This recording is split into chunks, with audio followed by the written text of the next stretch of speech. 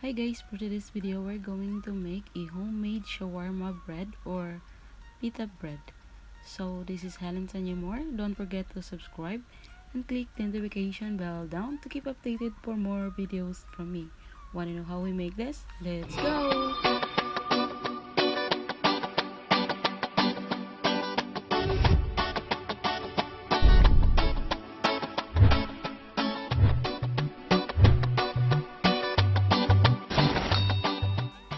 We need 1 cup of white flour, 1 cup of brown flour, a little bit of salt, 1 spoon of yeast, and 1 glass of water.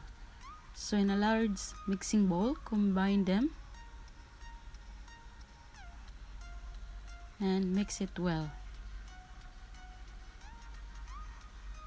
So after you mix it, we need a plastic nylon to cover our dough and leave it for 1 hour.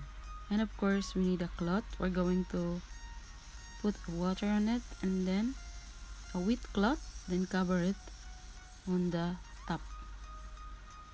So after 1 hour, now our dough is done. So we're now going to make our pita bread. So you're going to make a circle.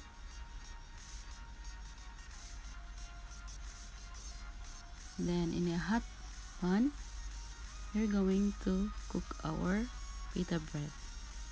You can add some sesame seeds on it. So that's simple as that.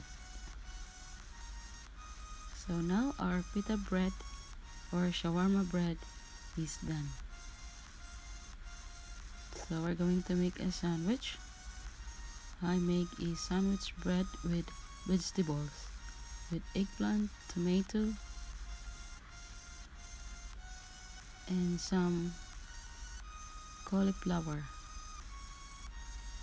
and potato. And of course I put some sauce. My madam made it. She also made a bread.